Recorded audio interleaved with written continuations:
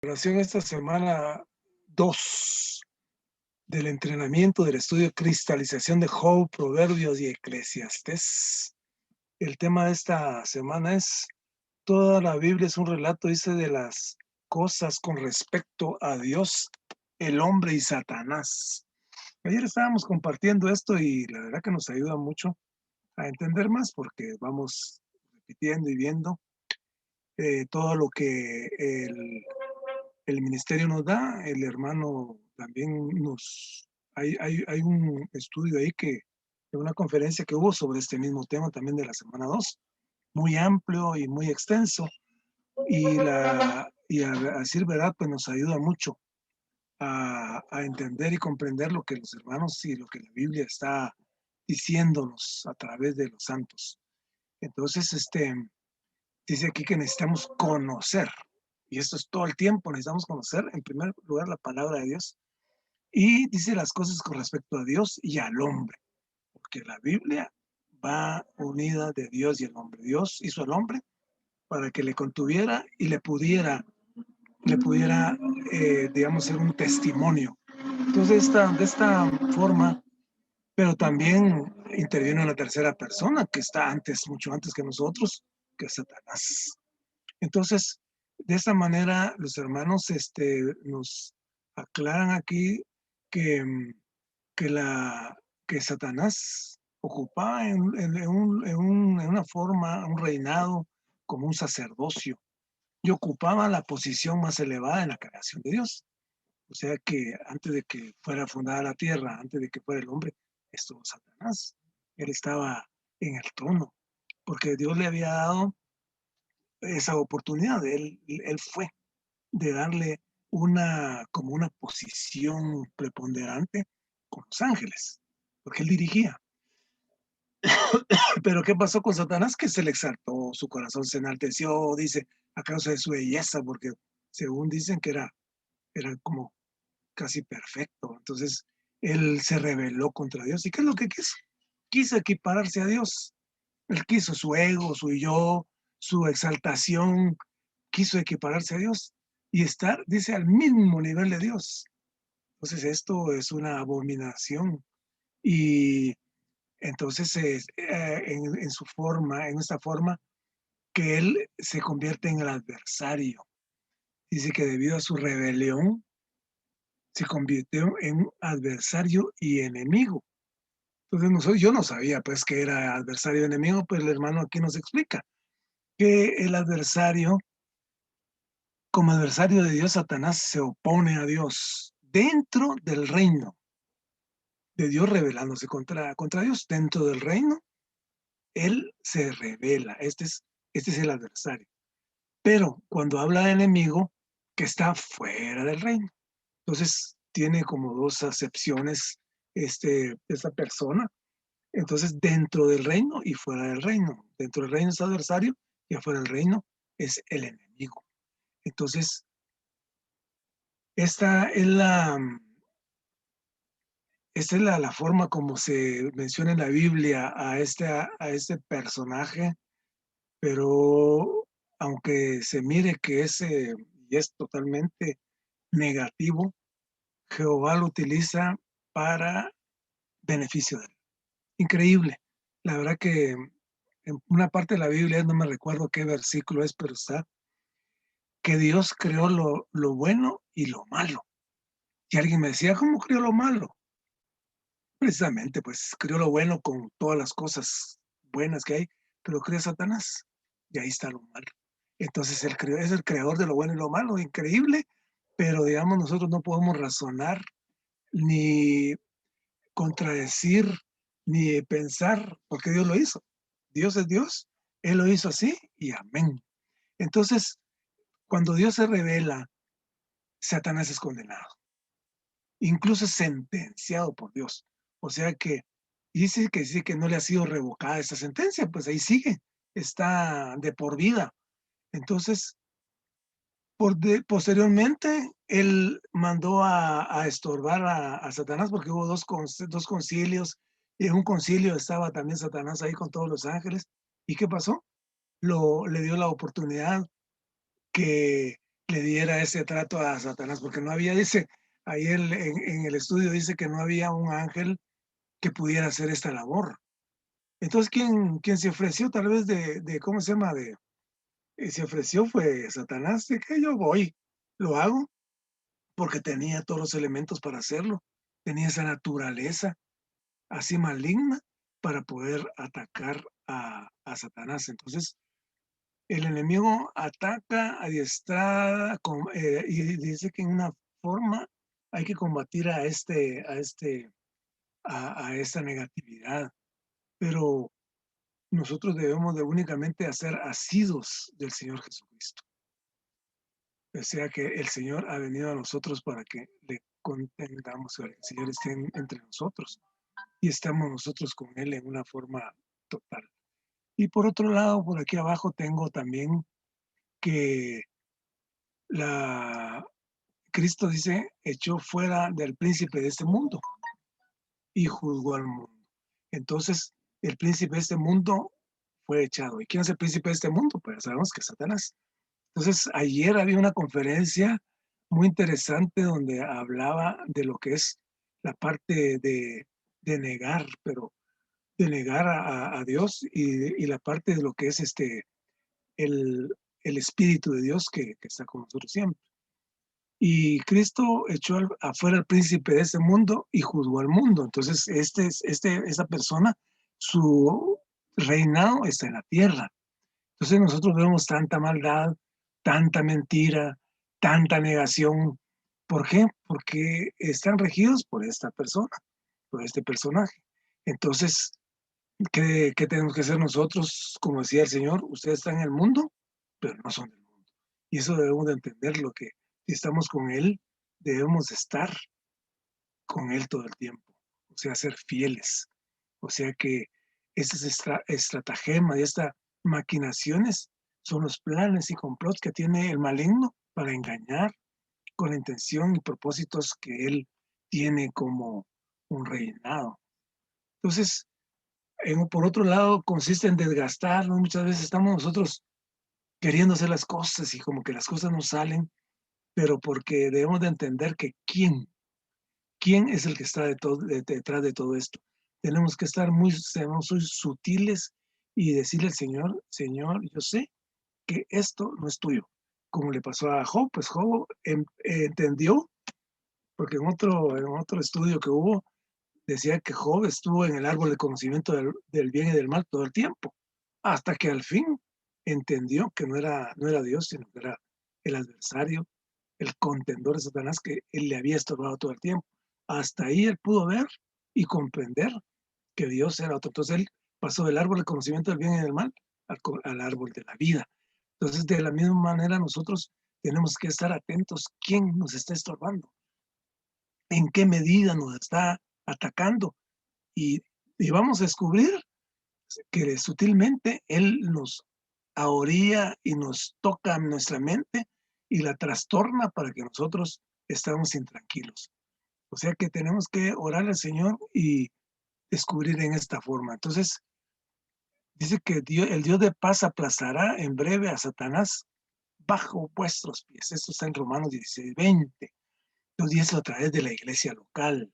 O sea que la iglesia local es un baluarte para que nosotros estemos armados, o sea, que estemos con la armadura de Dios, para que la armadura de Dios nos proteja, del yelmo a la salvación, nos proteja de las saetas del enemigo que nos llegan a la mente y nos trastocan para que nosotros estemos en una posición como de enojo, de ira, todos estos males que nos vienen a nosotros.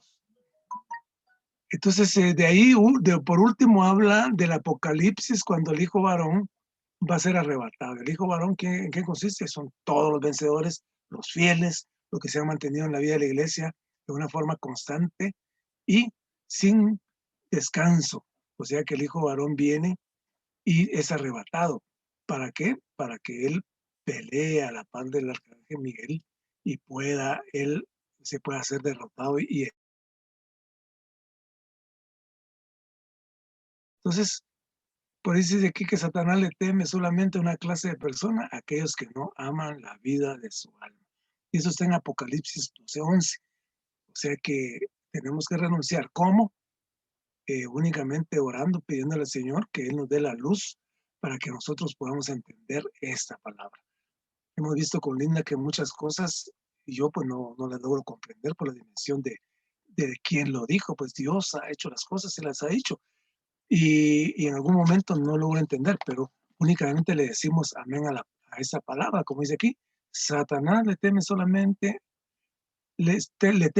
a una clase de persona, aquellas que aman la vida de su alma. O sea que debemos de orarle al Señor que nos dé luz sobre esta palabra de Apocalipsis 12:11. Amén, hermanos.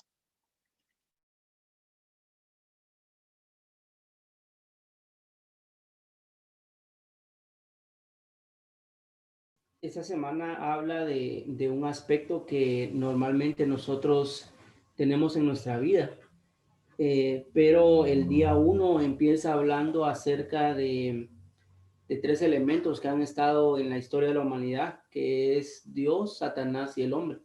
Estos tres elementos pues se ven a cabo en toda la historia de la humanidad y pues cuando vemos en Génesis podemos ver que inmediatamente después de que el hombre fue creado, Dios lo puso frente al árbol del conocimiento, frente a los árboles, ¿verdad? Tanto del conocimiento del bien y del mal como al árbol de la vida. Entonces ahí podemos ver al hombre, podemos ver a Dios y podemos ver a Satanás. Y pues el día uno nos habla algo muy maravilloso, ¿verdad? O por lo menos ese punto me tocó mucho, que dice que pues Satanás se rebeló en contra de Dios, ¿verdad? Quiso tomar el lugar de Dios, entonces Dios lo expulsó, lo sacó, ¿verdad? Del lugar que él tenía, y entonces Dios necesita al hombre para que el hombre tome esa posición que tenía Satanás. Y pues él anhela que hoy sus escogidos, dice que puedan tomar la función de sacerdotes y de reyes, ¿verdad? Y esto es para avergonzar y para glorificar a Dios. Entonces me gusta mucho este punto del día uno, ¿verdad? Luego, el día dos, pues habla también algo muy maravilloso, y es de lo que hablaba el hermano Jorge, y es de que pues Satanás colaboró de alguna manera con Dios para que Job fuera sacudido, ¿verdad? Ya vimos en la semana anterior cómo es que este Job de alguna manera era tan perfecto, era tan buena persona que pareciera ser que él no le faltaba nada. Sin embargo, la ausencia de Dios dentro de Job era muy notoria. Entonces, pues Dios, perdón, utilizó a Satanás para que tocara la vida de Job, ¿verdad? Se lo permitió. Él no es que Satanás tenga tal poder de tocar la vida de tal persona, sino que Dios le permitió hacerlo, ¿verdad? Y habla en este día también de la manera, cómo es que se dio este tiempo de que Satanás tocara la vida de Job, ¿verdad? Pero después habla, hermano, de que al final del tiempo, pues Satanás tiene una obra en la tierra y a él le queda muy poco tiempo. Sin embargo, el hijo varón pelea constantemente en contra de Satanás. Hoy en día, ¿cómo sabemos o cómo podemos nosotros observar que el hijo varón pues está dentro de las iglesias locales? Simplemente podemos ver que son personas que pelean hoy en contra de Satanás, y el hermano Jorge nos dio una clave muy maravillosa, que son aquellos que no aman la vida de su alma aún hasta la muerte. Pero como Satanás todavía tiene acceso al cielo, ¿verdad? Entonces, cuando el hijo varón sea arrebatado, inmediatamente Miguel y sus ángeles van a pelear contra Satanás y lo van a destituir o lo van a sacar completamente del cielo. Entonces, él no va a tener ya manera de acusar a nadie, ¿verdad? Pero me gustaba mucho esto porque normalmente nosotros no comprendemos esto, ¿verdad? Que Dios le da permiso a Satanás para tocar algo de nuestra vida, ¿verdad? Pero todo tiene que ver con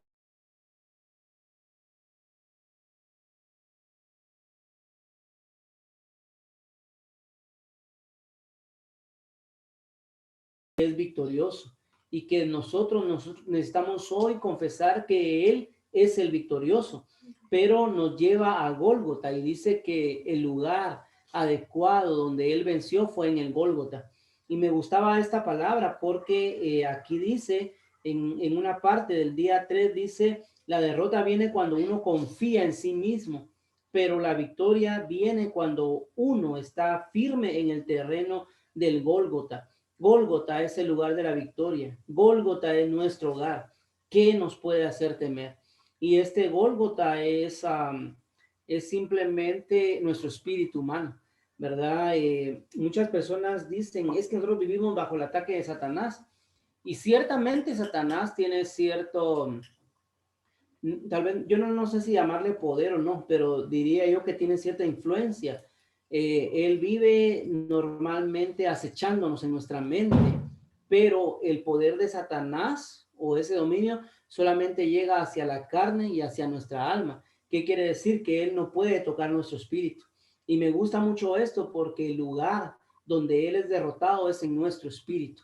Y en esta parte el hermano nos lleva a que nosotros vivamos una vida en el espíritu, ¿verdad? Hoy muchas personas podemos vivir bajo esta derrota de decir, es que Satanás me tiene así, es que Satanás hace esto, es que si no fuera por Satanás, realmente el poder de Satanás se limita de alguna manera, ¿verdad? Y a nuestro espíritu no puede llegar, ¿verdad? Entonces, aquel que vive y que anda en el espíritu, difícilmente Satanás va a poder hacer algo en él. Entonces, me gusta mucho esta figura del Gólgota, ¿verdad? Porque eso significa que nosotros podemos hoy vivir una vida en el espíritu, andar en el espíritu y Satanás no va a poder tocar ninguna parte de nosotros. Luego en el día 4 nos habla de todas las estratagemas que utiliza Satanás y en esta parte habla de cómo él viene y nos engaña. Satanás es un engañador y él inclusive no le interesa que nosotros conozcamos quién es él, porque en el momento que conozcamos nosotros quién es él, entonces nosotros ya no vamos a vivir de la misma manera, ¿verdad? Él va a ser desenmascarado. Por eso es que esta lección de esta semana es importantísima, desenmascarar a Satanás, ¿verdad? Lo que él es, ¿verdad? Y dice el hermano que debemos de reconocer sus estratagemas, ¿verdad? No sé si a algunos de ustedes les cuesta, pero a veces nosotros estamos enojados y nosotros nos preguntamos, pero ¿por qué estamos tan molestos? ¿Verdad? ¿Qué será eso? ¿Verdad? Es una estratagema de Satanás, es para desviarnos del propósito de Dios. O a veces algo tan insignificante en nuestras vidas, ¿verdad? O a veces simplemente el estrés de la vida, las preocupaciones, la misma familia, el que dirán de nosotros, son cosas que Satanás utiliza como estratagemas para desviarnos del propósito de Dios. Pero el hermano dice que debemos de vestirnos de toda la armadura de Dios. Y esto nos va a hacer estar firmes delante de estas estratagemas. Entonces, el hermano ahí habla un punto muy importante. Dice que no importa. Y esto me dio mucha, oré al Señor por esto, porque el hermano dice ahí de que no importa si nosotros hacemos nuestro avivamiento matutino, si lo hacemos en la carne o en el alma, esto no es el Señor, ¿verdad? Y esto no es que el hermano nos esté diciendo ya no hagan el avivamiento matutino, sino que dice el hermano que nosotros cuando hagamos nuestro avivamiento matutino debemos ir al Espíritu de Dios y debemos de hacerlo en nuestro espíritu, debemos de renunciar a la carne, ¿verdad? Si vamos a leer la Biblia, no la podemos leer en nuestra alma, en nuestra carne. Si vamos a visitar a un hermano, no podemos hacerlo desde la vida del alma y de la carne, sino que debemos devolvernos en todo tiempo a nuestro espíritu. El secreto es el espíritu. Entonces, me gusta mucho esto porque aún las estratagemas de Satanás tienen que ver con hacernos creer que llevamos una vida religiosa adecuada. Y esto es algo que Satanás ha inventado, ha creado para desviarnos de la economía del Señor. Aquí dice, hay una pregunta que dice, ¿tenemos avivamiento matutino en nuestro ser natural o en nuestro espíritu? Si tenemos avivamiento matutino en nuestro ser natural, entonces aunque nos levantemos a las 5:30 a.m., nuestro avivamiento matutino puede ser usado por Satanás.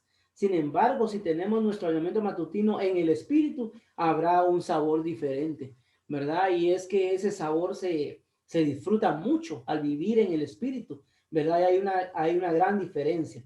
Luego en el día 5 y el día 6 nos habla de que realmente Dios utiliza al cuerpo o Dios conforma al cuerpo para vencer a Satanás. Al final el hijo varón es el que pelea con Satanás todo el tiempo. O sea, yo solo no puedo venir y ponerme a pelear con Satanás, sino que es la vida del cuerpo, la vida de la iglesia, el que va a aplastar a Satanás, ¿verdad? Y eso es algo maravilloso porque nos llama a no ser independientes los unos de los otros, sino a vivir dentro del cuerpo. Por último, el hermano habla lo que le decía yo de lo que va a pasar, ¿verdad? Y es que a pesar de que Satanás tiene un tiempo corto para poder laborar y trabajar, al final nosotros debemos de predicarle a Satanás todos los días que él ha sido derrotado y que la victoria es del Señor y que el Señor es el victorioso. Y el hermano dice, cuando el hijo varón llegue allá al cielo, lo que va a hacer es predicarle, ¿verdad? Satanás que tiene que ser echado del cielo. Y cuando al final de esta era, nuevamente se le va a predicar a Satanás que él tiene que ir al lago de fuego. Entonces el hermano nos dice, ustedes deben de predicarle, ¿verdad? ¿Y cómo le predicamos, verdad? Necesitamos nosotros volvernos a nuestro espíritu, volvernos al Señor en nuestro espíritu. Entonces, hermano, Satanás tiene un poco de tiempo y lo que está haciendo es engañándonos, ¿verdad? Y nosotros somos personas que tendemos mucho al engaño de Satanás. Hoy no solamente Satanás debe ser descubierto, sino que debemos de comprender de que el Señor es el victorioso, ¿verdad? Uno de los puntos claves acá que debemos de disfrutar y comprender es que el Señor es el victorioso, que Él venció en Gólgota, que nosotros no podemos hacer nada en nuestro ser natural, pero que yendo a nuestro espíritu y viviendo una vida en el espíritu, entonces Satanás es derrotado, ¿verdad? La lucha continua de Satanás en nuestra mente, ¿verdad? La lucha continua de Satanás contra la iglesia. Pero algo muy maravilloso es que la iglesia debe estar hoy peleando, ¿verdad? No podemos estar nosotros conformes con que, bueno, así tiene que ser, ¿verdad? No, bueno, de plano que así es. No, nosotros debemos estar alerta y debemos de pelear en contra de las estratagemas de Satanás, ¿verdad? Y esto es no en nuestro ser natural, sino yendo a nuestro espíritu. Entonces, alabado sea el Señor, hermanos, que esta historia entre Dios, Satanás y el hombre va a tener como fin que Satanás sea lanzado al lago de fuego, pero también tiene como fin que el Señor al final tome todo y que Él sea el victorioso en medio de nosotros. Entonces, vuelvo a repetir este punto importante, necesitamos estar en Gólgota. Gólgota debe de ser nuestro hogar. En Gólgota no somos derrotados, en Gólgota no estamos deprimidos, sino que el Señor alcanzó su victoria en Gólgota y Él anhela que ese sea nuestro hogar. Amén. Amén. Esta semana estuve disfrutando el Evangelio de Juan y realmente es un evangelio muy maravilloso porque es el evangelio de vida. Desde el primer capítulo nos muestra la vida que hay en él y también cómo el Señor vino a nosotros como la vida para propagarse en la tierra. Amén. Primero en el primer versículo habla acerca del Señor como palabra y nos muestra que la palabra realmente es viva. Esto me impresionó mucho porque nosotros tenemos el concepto de lo que la palabra como vida es, o que cuando vamos a la palabra tenemos que encontrar vida, pero realmente no vivimos una vida en la que la palabra es nuestra vida. Cuando nosotros vamos a la palabra, nosotros tenemos que encontrar al Señor como nuestra vida, pero no solamente en ese ratito en el que estamos en la palabra, sino que cuando nosotros vamos a la palabra se vuelve nuestra vida. Y eso quiere decir que cuando nosotros diariamente, incluso cuando no estamos leyendo la palabra, expresamos la vida que hemos obtenido de la palabra. Entonces, me gusta mucho que el Evangelio de Juan nos muestra primeramente al Señor como la palabra, pero como una palabra viva.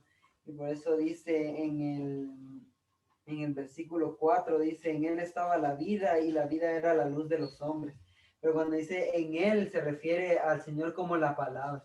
Y si nosotros queremos encontrar la vida y queremos encontrar la luz, necesitamos la palabra del Señor, necesitamos al Señor como la palabra. Eso es muy importante porque, como les decía, ¿verdad? Si nosotros podemos venir a la palabra y encontrar al Señor en la palabra, pero también podemos venir a la palabra y encontrar al Señor como la palabra. Esto es muy importante, que lleguemos a encontrar al Señor como la palabra, porque ya no va a ser, nuestra vida una vida de leer la palabra porque tenemos que hacerlo, sino porque en ella encontramos vida, porque en ella encontramos algo que nos llena. El primer principio que hay en el libro de Juan sobre la vida es convertir la muerte en vida. Y esto se refleja con un pasaje que es acerca de una boda. Y cuando el Señor fue con su madre y creo que también estaban sus hermanos a una boda y el vino se acabó. Entonces él mandó a traer unas vasijas y les pidió que las llenaran de agua y él las convirtió en vino. Pero este es un pasaje muy profundo. A veces nosotros tal vez pensamos, ¿va? Que el Señor ahí nos muestra que Él es generoso, ¿verdad? O nos muestra nos muestra que Él quiere que nosotros estemos satisfechos, ¿verdad? Pero esto es mucho más profundo. Y esto nos muestra que el disfrute del mundo se acaba. El vino se acabó para ellos y así como para ellos se acaba, para nosotros también. Quizá hoy queremos, digamos, comprar algo, queremos un teléfono nuevo y luego logramos comprar el teléfono y a los días ya nos vamos a dar cuenta que ya no es tan bueno el teléfono como pensábamos que lo iba a ser. Y luego miramos otro teléfono y queremos otro. O tal vez queremos tener ciertos zapatos, ¿verdad?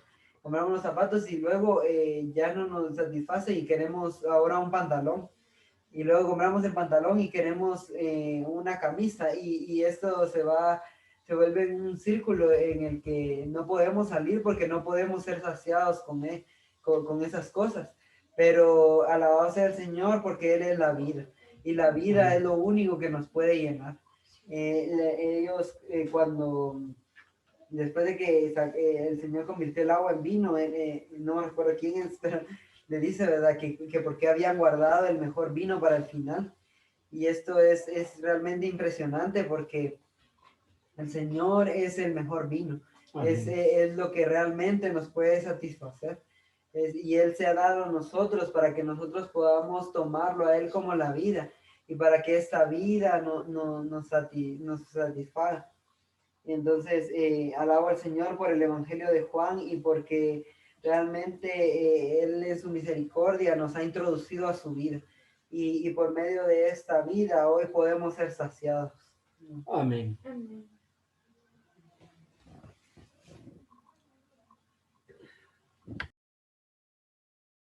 Viendo en el estudio de Apocalipsis que toda la Biblia trata de la edificación. Toda la Biblia revela la intención de Dios en su corazón, que es la edificación. Y lo vemos desde el principio, en Génesis, vemos que el Señor lo único que desea ver edificar, porque cuando Él trajo, le presentó pues los animalitos a Adán para que él escogiera algo que él pues encontrara similar a él y no lo encontró, hizo caer sueños sobre Adán y edificó de él, de la costilla de él, edificó una mujer que era igual a él.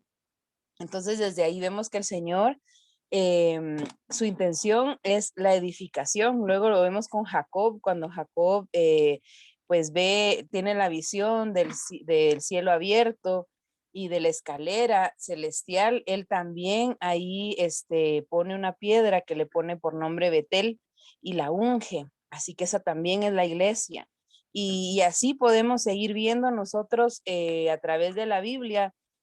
Podemos ir al Nuevo Testamento con Pedro en Mateo 16:18, donde dice, te digo que tú eres Pedro y sobre esta roca edificaré mi iglesia. Y el nombre, pues Pedro significa piedra. Así que, y la roca es Cristo. Cristo es la roca de fundamento en donde se edifica la iglesia. Así que Pedro es, así como todos nosotros, es una piedra para la edificación. Así que en toda la Biblia podemos ver el deseo de Dios y se consuma ese deseo en la Nueva Jerusalén, en el libro de Apocalipsis, donde vemos que el Señor, la unión entre Dios y el hombre llega a su consumación en esta ciudad maravillosa. Así que es impresionante ver que el deseo del corazón del Señor es esto. El hermano habló aquí en este y mencionó en este capítulo, que el último que vimos, habla del Urim y el Tumim, y habla de que, bueno, explica también lo de este pectoral que tenía el sacerdote, pero lo que menciona ahí es que el Urim y el Tumim estaba dado para se le había dado al sacerdote para que él pudiera conocer la voluntad de Dios. Entonces, cada vez que él entraba, eran iluminadas las piedras que tenía el pectoral, y el Urim y el Tumim tenían las piedras de las letras del alfabeto que hacían falta. Entonces, el Urim ayudaba a reflejar la luz para poder ver cada letra. Entonces, de esa manera, él conocía la voluntad de Dios. Entonces ya salía y daba tal vez alguna bendición, algún juicio, y así el pueblo podía conocer la voluntad de Dios. Pero el hermano lo menciona porque dice que hoy nosotros, con ir a nuestro espíritu, nosotros podemos conocer la voluntad de Dios. Y la voluntad de Dios para nosotros hoy es la edificación. Así que es necesario ser perfeccionados para poder ser edificados. Y también habla el hermano de cómo está constituida la Nueva Jerusalén. Y me gustó mucho que el hermano habla que la puerta de la Nueva Jerusalén, en primer lugar, en esta era, la puerta de la Nueva Jerusalén está dispensando a Dios y está dispensando todo lo que la Nueva Jerusalén es. Y en la era del reino, la Nueva Jerusalén es nuestra entrada a esta ciudad. También el hermano menciona aquí de que es importante reconocer también que nosotros, la puerta por la cual nosotros venimos a la Nueva Jerusalén es una puerta judía. Y dice el hermano que hay algunas personas que les duele aceptar esto, pero es cierto, porque el evangelio vino a través, perdón, del Señor Jesús, de los apóstoles que eran judíos. Así que nuestra puerta de entrada a la Nueva Jerusalén ha venido a través de los judíos. Y también dice de que esta puerta pues menciona las perlas, y que las perlas primero pues están en Génesis y como piedras preciosas, y se desarrollan y llegan a ser estas perlas que representan la redención del Señor. También la Nueva Jerusalén está edificada con tesoros, porque son piedras preciosas las que estaban en el río de Génesis, que al parecer eran piedras insignificantes, llegan a ser estas piedras preciosas que son son con las que está edificada la Nueva Jerusalén. También menciona el jaspe. Menciona el jaspe, y eso es impresionante porque esta piedra de jaspe representa la naturaleza de Dios. Y el hermano menciona aquí de que esta naturaleza pues es única y representa un solo hablar, un solo sentir, un solo pensamiento. Entonces, me gustó mucho esto porque nosotros, al ser constituidos con la naturaleza de Dios, podemos tener este único hablar, este único pensamiento y este único sentir. Y no es una cuestión de ponernos de acuerdo, sino que el jaspe se expresa a través de que nosotros seamos constituidos con el Señor, y esa misma constitución se expresa a través de nosotros. Entonces, me gustó mucho este mensaje de la Nueva Jerusalén, porque la verdad que pone de nuevo pone una perspectiva nueva en mí con respecto a la Nueva Jerusalén, y de veras que me hace amar más el edificio de Dios y amar más la edificación. Entonces, alabado sea el Señor por la Nueva Jerusalén. Ayer también y esta semana pues estuvimos viendo el mensaje de la semana 2 con respecto a Dios, el hombre y Satanás. Y el hermano habla aquí en este mensaje que en toda la Biblia nosotros debemos tener pues nuestra visión amplia y ver que la Biblia no solo habla de dos personas, ¿verdad? Solo Dios y el hombre, sino que también habla de Satanás. Y algo que menciona aquí, bueno, pues menciona el origen de él, que él se enorgulleció y por eso pues llegó a ser quien es ahora, el enemigo de Dios y el enemigo nuestro también, el adversario de Dios. Y, pero me llamó mucho la atención en esta semana que habla que el Señor utiliza intencionalmente a Satanás como una horrible herramienta, dice aquí el bosquejo, lo utiliza como una horrible herramienta porque lo aplica para el trato de los santos. Entonces Satanás todavía tiene acceso hacia donde está Dios y constantemente lleva acusaciones a Dios con respecto a nosotros. Y Satanás lo utiliza para que nosotros podamos ser probados, para que seamos tratados y de esa manera ser refinados pues es por causa de su propósito. Y eso fue lo que pasó con Job, que al celebrarse 2 concilios, pues se dieron cuenta de quién era Job y Satanás se ofreció a molestarlo, pero el Señor no le permitió que lo matara. Entonces así fue como sobrevinieron todas las tribulaciones sobre Job. También veíamos en el día 3 de que, bueno, pues Satanás es el príncipe de este mundo y tiene a su lado todos los principados, autoridades, todas las tinieblas, pero también estábamos viendo en Efesios 6:12 que habla que nuestra lucha no está contra carne ni sangre, sino con las huestes del cielo, los gobernadores, las tinieblas, los ángeles rebeldes. Entonces, a nosotros tener alguna tribulación o algún ataque, no debemos pensar que las personas son las que están en contra de nosotros, sino que es Satanás a través de ellas. Y todo esto, pues, ya con este enfoque podemos verlo con un enfoque más positivo, que el ataque de Satanás es para que al darnos cuenta nosotros que él nos ataca, pues podemos volver a nuestro espíritu, como decía Marvin, ir a Gólgota. Entonces, también menciona que el Señor Jesús pues ya derrotó a Satanás y nos ha dado la victoria a nosotros. A través de la cruz, el Señor derrotó al enemigo y es por medio de su sangre que nosotros obtenemos victoria sobre Satanás. Hay también aquí, bueno, habla un punto en el bosquejo y dice, vestirnos de toda la armadura de Dios nos capacita para estar firmes contra las estratagemas del diablo. Una de las estratagemas de Satanás contra los santos del Altísimo consiste en desgastarlos.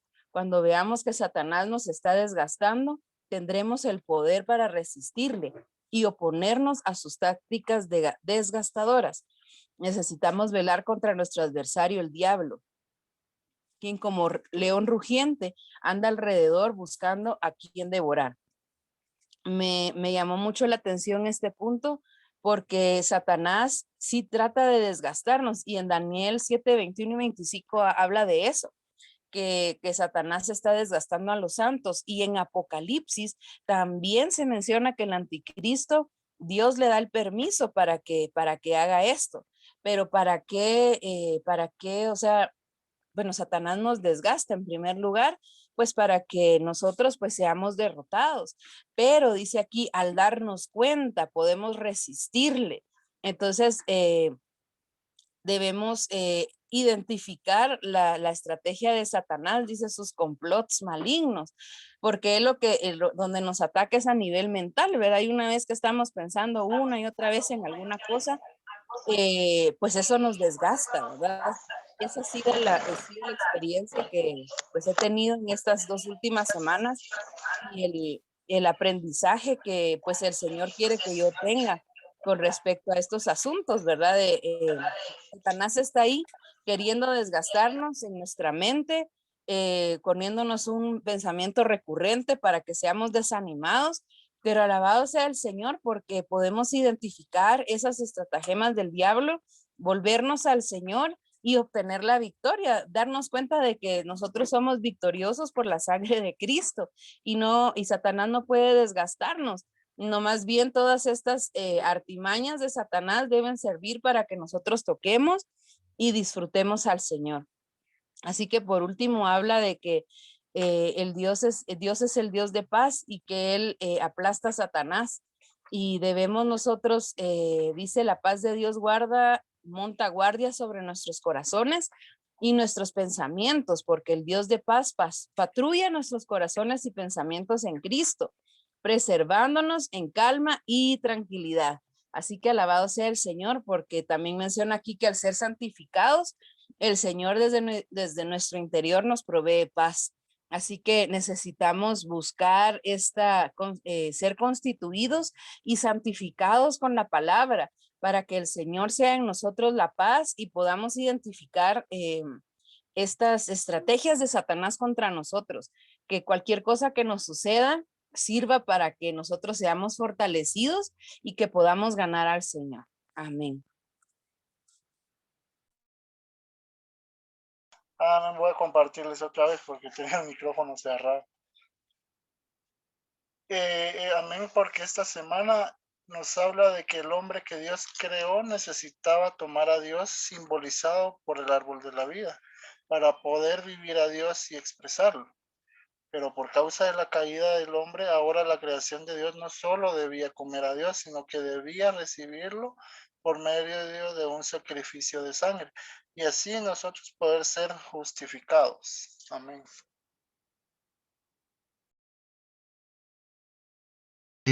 Esta semana vimos con respecto a estos tres participantes en la historia divina, que sería Dios, el hombre y Satanás. Entonces, es importante ser consciente de estos tres participantes en la historia divina. Por supuesto, todo lo que Dios hace o piensa hacer o ha hecho, cómo nosotros como seres humanos estamos involucrados en este desarrollo, pero también Satanás, quien ahora vemos que juega un papel que es pues importante en esto, ¿verdad?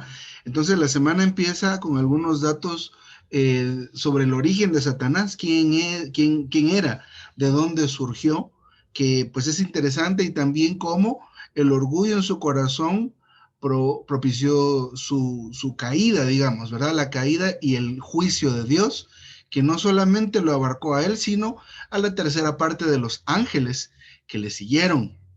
Entonces, aunque él fue echado del lugar donde estaba y le fue quitado el sacerdocio y el reino, porque eso es lo que tenía Satanás asignado en su labor, hay algo que no se le quitó, que es el acceso a dar ciertos reportes delante de Dios, o a cierto acceso a la misma presencia de Dios cuando los hijos de Dios van a dar sus reportes delante de él. Entonces, el libro de Job nos habla de eso, ¿verdad? Digamos, del origen de Satanás en alguna medida, aunque no lo habla el libro de Job, pero nos da la pauta para poder empezar a verlo, pero también de la labor que hace Satanás acusándonos delante de Dios día y noche. Digo acusándonos porque lo hizo con Job, y está implícito que lo hace con todos, ¿verdad? Con todos nosotros lo hace.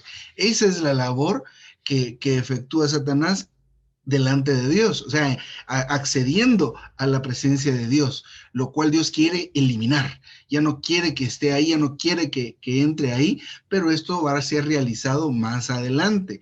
Vamos a darnos cuenta de eso en el desarrollo de la semana. Entonces nos muestra, como les decía al principio, el origen de Satanás y también el papel que juega. Uno es esa acusación delante de Dios mismo, pero luego también la labor que hace como una herramienta terrible, que es quien ejecuta el terrible trato de Dios para sus amados, que así lo menciona, como en el caso de Job, trató con él en su alma y en su cuerpo, para que él dejara de vivir de una manera ética, nada más, que es una vida amando la vida del alma. Esa era la vida que llevaba Job, ¿verdad? Y se nota en todo lo que argumentó él. Mire, yo fui, yo hice, yo dije, todo eso es, y porque a mí, y esto, de todo eso es un reflejo de alguien que ama la vida de su alma. Entonces, también una de las cosas que es importante en cuanto a la razón por la cual debemos conocer toda esta información, es porque es necesario que aprendamos a identificar estos ataques, a identificar la forma en que trabaja Satanás. Y tiene, aparte de ser el acusador, tiene dos papeles más, que es el adversario y el enemigo de Dios. Como adversario, esto implica que él opera fuera del reinado de Dios, fuera del gobierno de Dios, y se refiere a todo lo que hace en el mundo en general, pero como eso es como el enemigo de Dios, perdón, pero como el adversario está dentro del reino, operando también. Y menciona algo bien interesante, que esto se mueve aún dentro de la vida de la iglesia. La característica de la obra de Satanás es que él inyecta o se mantiene en un ambiente de rebelión. Todo lo que se opone a la figura de Dios como autoridad en el universo es la obra de Satanás, ¿verdad? No querer seguir las reglas, eso es influencia de Satanás. No querer seguir los procedimientos, ese es un indicador también de la obra de Satanás. Así que es bien interesante ver esto al principio de la semana. Luego, más en la mitad de la semana, empieza a mostrarse cómo es que Cristo logró salir de esto, porque les digo algo, cuando Satanás fue echado a la tierra con sus ángeles, estableció un dominio global y controla y controlaba a toda la humanidad, ¿verdad? Toda la humanidad estaba sujeta a ese tipo de vida, que es la vida del alma, que es la vida de la carne, y ese reinado permanece hasta el día de hoy. Entonces vino el Señor Jesús en un momento en el tiempo, y él en su ministerio terrenal venció a Satanás en la cruz. Entonces, en el momento que él murió, que él resucitó, él venció a Satanás en su carne. Es decir, en él mismo. Él pasó de estar bajo el gobierno de Satanás y la influencia de Satanás a tener una vida vencedora, en la cual vivía solamente, de hecho, antes de la muerte, pero especialmente en la muerte se culminó eso y lo hizo transferible, que era lo que es lo importante aquí. El Señor Jesús tuvo una vida impecable donde vivió opuesto a ese reinado, a esa influencia de Satanás, pero en el momento de la muerte y de la resurrección hizo esos logros transferibles a los seres humanos, ¿verdad? Entonces ahora nosotros tenemos la oportunidad de poder experimentar y vivir fuera de ese gobierno de Satanás, que es lo que se nos muestra en los demás días. Entonces, en el bosquejo, en la letra, les digo, en número 3, abajo de la letra B, y les digo en qué día está esto rápido, en el día 3, habla algo bien interesante. Dice, en su obra en la cruz, Cristo se despojó de los principados y autoridades angélicas y los exhibió públicamente e hizo que Dios triunfase sobre de ellos. Entonces, esa victoria que el Señor logró ahí en su cuerpo, Él la hizo ahora, como les decía, transferibles. Y a partir de ese día, dice que necesitamos aprender a ser victoriosos en Cristo. Y esto, pues, para no tomar tanto tiempo, se puede resumir en vivir por el Espíritu y vivir en el Espíritu. Vivir en el Espíritu lo menciona esto como vivir en el Espíritu mezclado, donde está Dios dentro de nosotros. Eso significa nuestra mente todo el tiempo puesta en el Señor. Cuando tenemos esa mente puesta en el Señor, buscamos del Señor, leemos, invocamos, oramos, y eso significa que empezamos a vestirnos de esta armadura de Dios, lo cual nos hace inmunes y hace que podamos llegar a resistir al enemigo. Y dos palabras claves. Una es resistir, y el bosquejo y los días explican en qué consiste, y la otra es velar. Y estas dos cosas son dos cosas que hacen los vencedores. Los vencedores son aquellos que viven por el Espíritu y en el Espíritu. Eso hace también que nosotros aprendamos y no amemos la vida de nuestra alma. Amar la vida de nuestra alma es esperar siempre que nos feliciten, que no nos ataquen, que siempre nos alaben, que nos feliciten, etcétera, etcétera, etcétera, ¿verdad? Pero el Señor enseña que si a nosotros nos ofenden hay que dar la otra mejilla. Eso no existe en la mente humana, pero sí existe en la persona de Cristo. Cuando nuestra mente está en el Espíritu, a los que nos atacan, los bendecimos. A los que nos desprecian, nosotros no le respondemos de la misma manera, pero no es algo que esté en mí o en ustedes, sino es algo que brota por esa conexión que es la mente puesta en el Espíritu, que hace que vivamos como vencedores. Al final, porque ya es tarde, menciona dos cosas. Una, vivir de esta manera hace que velemos y que resistamos, hace que vivamos en esta victoria. Pero el Señor quiere aún algo más, que vivamos en paz. Y este vivir en paz lo logra una entidad corporativa. Entonces es importante e interesante esto. Dice más abajo un punto en el bosquejo: Satanás solo puede estar aplastado bajo los pies de la expresión práctica del cuerpo de Cristo en las iglesias locales. Ciertamente vivimos ahora en un tiempo de virtualidad, pero hermanos, necesitamos adaptarnos a esto y lograr tener la vida del cuerpo de esta manera para que podamos experimentar la paz. Miren, ¿quién es el que aplasta a Satanás bajo la planta de sus pies? El Dios de paz, ¿verdad? Esta guerra se pelea de una manera distinta, porque al final esta iglesia, este cuerpo, este ente corporativo que vive de una manera orgánica, eventualmente va a pasar un punto donde digamos, después de existir en la tierra, va a ser arrebatado. Y este es el hijo varón. Lamentablemente no son todos, pero procuremos ser de estos pocos. Laboremos para ser de estos pocos que van a echar y le van a quitar a Satanás ese acceso que tiene todavía delante de la presencia de Dios, y van a ser colaboradores de Dios para que su reino se establezca en la tierra. Y menciona que este es el ser de los vencedores, es ser del instrumento dispensacional más importante para Dios. Entonces es bien interesante esta semana, muy completo el estudio, muy profundo, pero muy clarificador en cuanto a identificar las pruebas que recibimos a veces por Satanás, que Dios las permite. Entonces, siempre que estemos bajo una prueba, recordemos la sangre de Cristo y recordemos al Señor. Señor, si hay una lección que yo debo aprender aquí, Señor, estoy abierto, muéstrame por qué estoy pasando estas situaciones, en vez de estar solo quejándonos, estando tensos, viviendo no en paz. Pero el Señor quiere que vivamos en paz. Así que, pues, algo de esto, pues, que nos pueda quedar esta semana.